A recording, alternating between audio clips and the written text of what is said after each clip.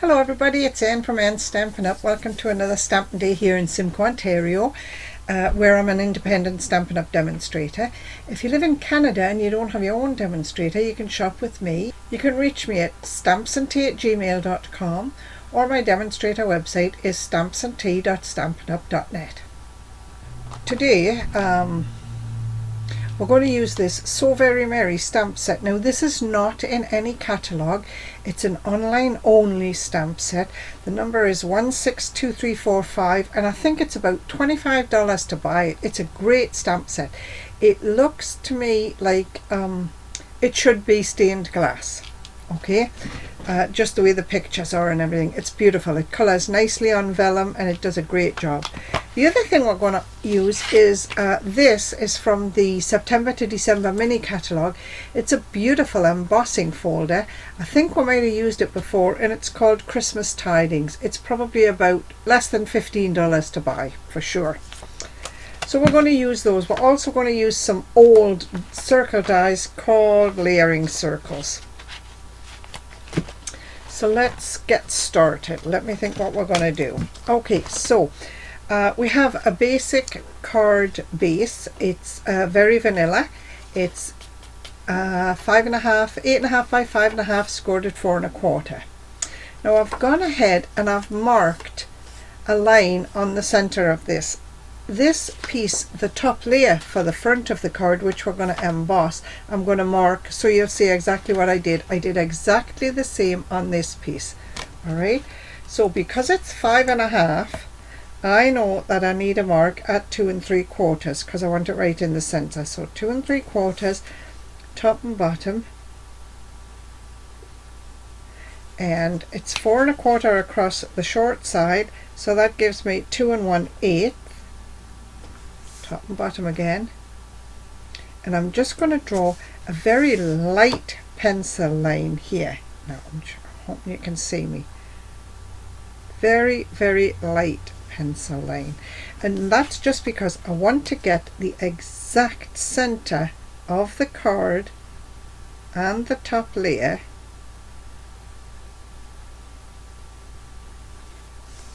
I want exactly in the center, because I'm going to take this circular die, and if you look at my dies, the larger set I'm taking the second die out of.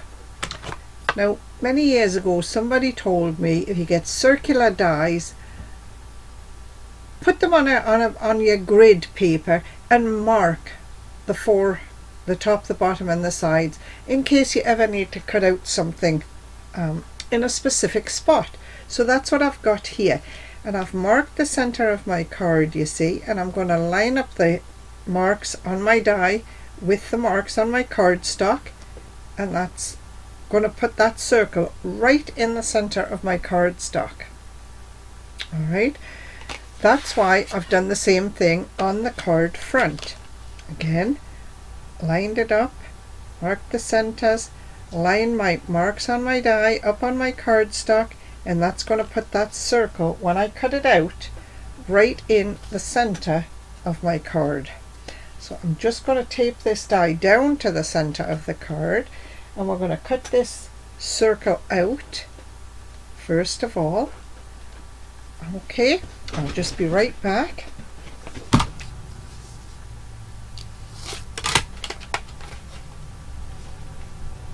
Let's try and keep the tape there. So there's the circle. Oops, cut right through. Not to worry, I'm going to keep that circle. I might use it for something else. Into the tray it goes, honestly, never to come out again, but you know. Okay, so there's the circle we've cut out right in the center of the card. We're going to do the same thing with the layer for the front of the card. I'm going to put it down with my marks on my lines.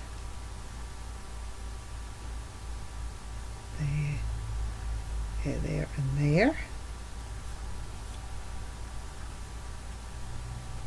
Just like that.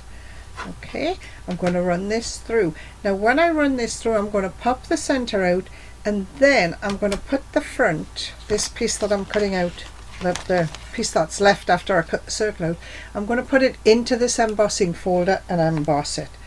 So I might be gone a couple of extra seconds this time.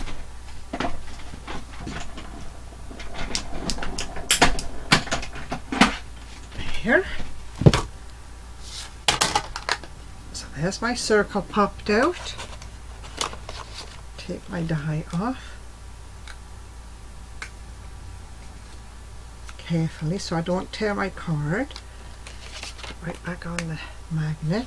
So this is going into this embossing folder here, just like that. Doesn't matter where, but you would like, it's nice to have it nice and straight. And because this is just a standard embossing folder, not a 3D embossing folder, we use plate number 1, which is the big white one clear plate, put it in between, and the second clear plate. And there it is, nicely embossed. It's got some beautiful words on and it looks good. So let me just put these all to the side. Whoops. And come back. Now my card base, you can see the lines on there, so I have a clean white eraser and I'm just going to lightly erase those lines. You wouldn't see them anyway because they're on the lower layer of the card, but just in case anything is not lined up carefully, I've erased them. There they go, and you can't see them. Let's just mark on the card. Alright, so we'll put that out of the way and we'll get some tools out of the way. Right, so we've got this lovely layer which is going to go on the very front of the card like that in a second. So let's just put that over to the side. Whoops, die's falling off magnets here. And let's take this piece of vellum. It's 3.5 by 3.5. I need to bring in something so you can see. There, maybe see it a little better. Not much, but a little. So it's 3.5 inches square. We have this stamp from the stamp set, and this is the Santa stamp, this one here. All right, and we are going to heat emboss that. Okay, we're going to use black and we're going to heat emboss it. So let me find my embossing buddy and just rub it over my vellum to take the static out so that embossing powder doesn't stick where we don't want it to stick. Alright, and we're just going to stamp, get a good deal of Versamark onto the stamp itself. Make sure I haven't got any around the outside edges because I don't want it to stick. Lie that down, let me see which way my Santa goes, and I'm going to stamp this right in the center of the vellum.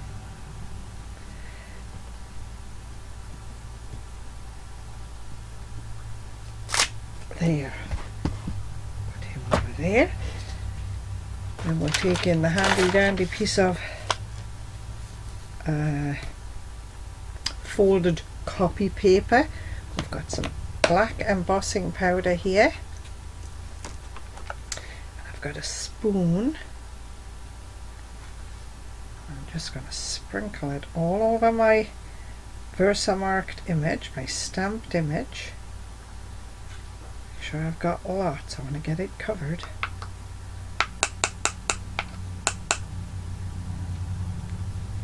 Have a look. Give it a little shake. Pop it off. Find my paintbrush. And I'll be able to brush these pieces off here like this, where it just didn't ping off. Let's put that down for a minute. Pour all of this right back into the container.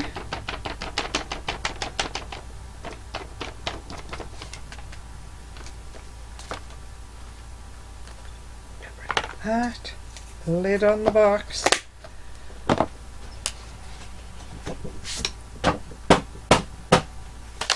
Okay, now I need to bring in my heat gun just to melt this embossing powder, to set it so that it's can I do that?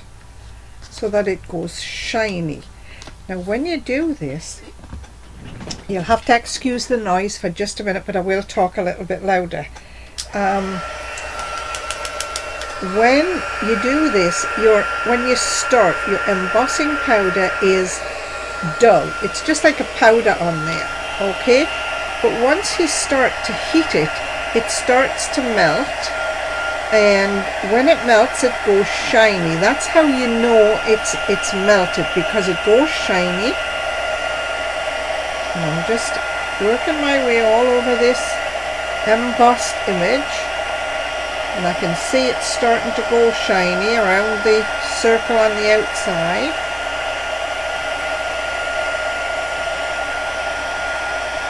And what will happen is this, because it's portions, if you will, with the embossing powder, it will help the colour to stay where I want it to go. It won't bleed into the next block.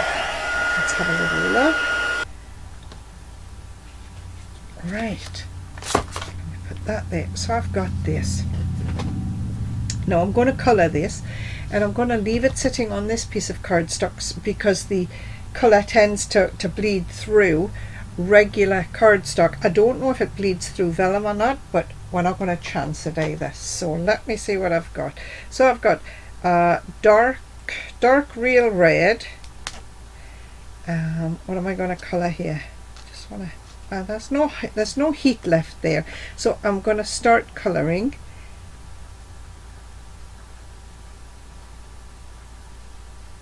And I'm going to colour his hat. Anything that Santa has. Come on.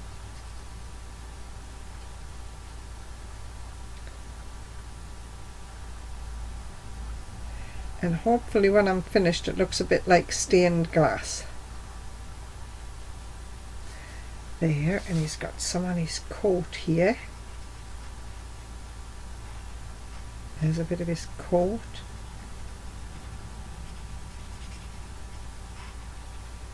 So you see, when you heat emboss, it sort of gives you a raised piece, which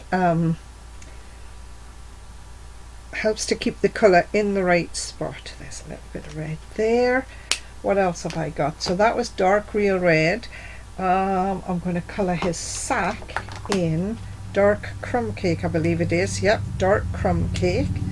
Now these colours don't look too dark when you're looking at them, but they are quite dark. I'm trying to use the darker shades of all the markers, you know. And you know, you can always add colour, but you really can't take it away very easily. Let me see. There's a bit, I think. I don't know which way to turn it to see it best. There's a bit. And then there's this piece.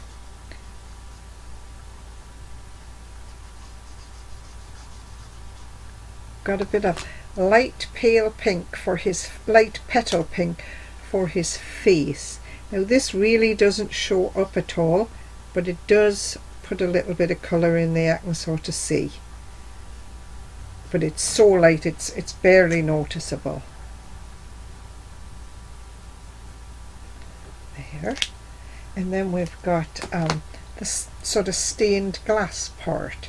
Do we want to colour his beard? No, we're going to leave his beard white. For the stained glass part around here, we've got some dark mossy meadow. So where are we going to start? I think here. So that's one. And I'm using 3 colours. I've got dark mossy meadow, dark granny apple green, and dark lemon lime twist. So 1, 2, 3, and then I'm going to colour this in dark.